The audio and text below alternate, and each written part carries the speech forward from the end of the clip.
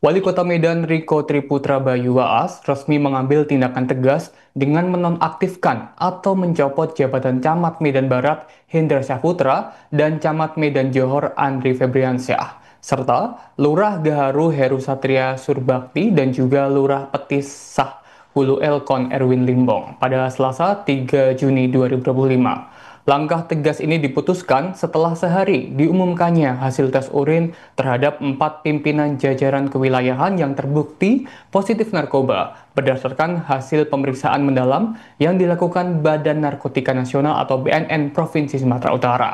Untuk mengetahui lebih lengkapnya, Tribuners saat ini telah terhubung dengan kami, wartawan Tribun Medan, Dedi Kurniawan. Halo Dedi. Selamat sore. Baik, Dedi bisa dijelaskan seperti apa pencopotan dua camat dan juga dua lurah di wilayah Medan ini terkait hasil tes yang menyatakan bahwa mereka positif narkoba? Baik, Tribuners disampaikan bahwasanya pencopotan dua camat dan dua lurah ini berawal pada tes urin dadakan yang dilakukan oleh Wali Kota setelah Senin pagi pada tanggal 26 April 2025.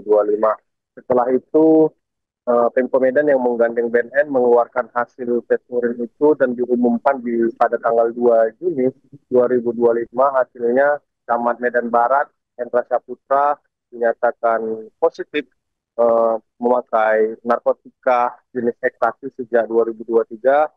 Lalu ada Camat Johor juga positif narkotika dan dia memakai obat penenang. Begitu juga dengan dua lurah yang memakai narkotika jenis sabu dan satu lagi lurah memakai narkotika jenis ganja.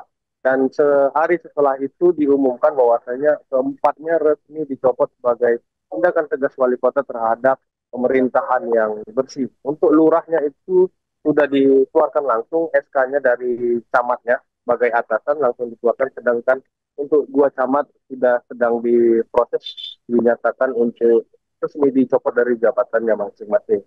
Untuk selanjutnya juga wali kota menjanjikan akan melakukan terus upaya kesurin dadakan ini kepada jajarannya, dan setelah berkoordinasi juga dengan BNN dan juga stakeholder terkait seperti Dewan juga sudah terus mendorong dilakukannya kesurin terhadap dua dua eselon 2 dan eselon 3 dan juga termasuk ASN dan honorer yang ada di jajaran Pemko Medan.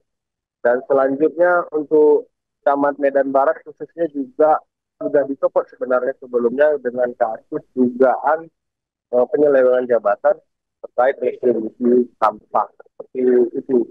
Dan untuk terkait tindakan ini juga mendapat apresiasi dari para pengamat, terutama akademisi seperti Arifin Saleh di Kota Medan, mengatakan bahwasanya tes touring ini juga harus dilakukan terhadap honorer, tak hanya tes touring saja, tapi juga dilakukannya razia dadakan terkait judi online dan juga pemakai vape liquid yang baru-baru ini ditindak oleh Polda Sumut bahwasanya terdapat liquid yang mengandung narkotika seperti itu di dunia. Walidah. Baik. Jadi terkait posisi yang kosong setelah dua camat dan juga dua lurah ini dicopot, apakah sudah ada sosok pengganti yang mengisi jabatan dua camat dan juga dua lurah di Medan ini, Dedi? Untuk saat ini belum belum ada tindakan lanjut ataupun kabar untuk konfirmasi terkait penggantinya ataupun siapa yang sudah nama-nama yang rinci disampaikan oleh wali kota belum ada. Kemungkinan dalam waktu depan ini disampaikan. Walidah. Baik. Baik, terima kasih Dedi Kurniawan, wartawan Tribun Medan atas laporannya. Selamat kembali bertugas. Pasti arahnya ke hukuman berat. Hukumannya pasti nggak ada hukuman berat. Cuma tadi kan BNN juga ingin ada pendalaman tambahan lagi. Ini salah satu menjadi tambahan dari eh, pemeriksaan kami di inspektorat agar nanti bisa kami tetapkan apakah hukumannya menjadi sangat berat. Nah, kalau hukuman pencopotan ataupun pemecatan, kita ada aturan dari Menpan RB saya, itu apabila pengguna berulang 2 kali, maka itu akan dipecat secara tidak hormat. Itu kami akan berikan ke dalam aturan tadi. Makanya kami membutuhkan pendalaman tambahan lagi supaya kami tidak tergesa-gesa dalam menentukan hukumannya. Tapi arahnya adalah hukuman berat. Hukuman berat seminimal adalah pencopotan dari jabatan.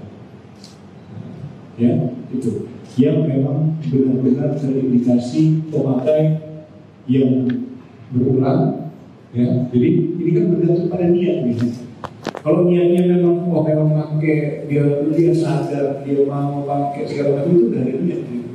Berarti memang percobatannya harus jelas. Yang tadi ada terindikasi diberikan kawannya misalnya. Nah ini butuh pendalaman. Ada nggak niat di dalamnya? Kalau memang dia tahu, dia niat, berarti tetap saja. Kalau udah pakai baju ASN, tidak ada alasan apapun. Emang kalau gaji itu nggak tahu bentuknya bagaimana, kan lucu. Ya tapi kan kita nggak mau berdebat di sana, tapi intinya kita akan lakukan pendalaman dengan benar agar nanti hukumannya juga betul-betul sesuai. Nah yang lain tentang bagaimana yang operasional.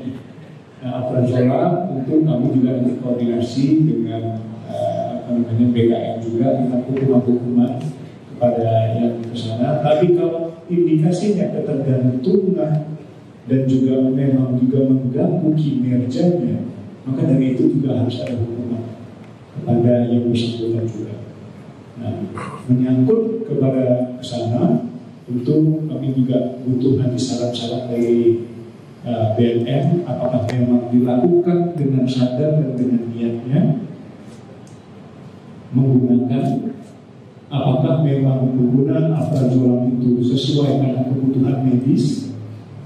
Tapi kalau penggunaan alprazolam tadi memang dikarenakan untuk entah bersenang-senang atau memang ketergantungan obat, nah itu yang berubah menjadi dari hukuman sedang menjadi hukuman berat.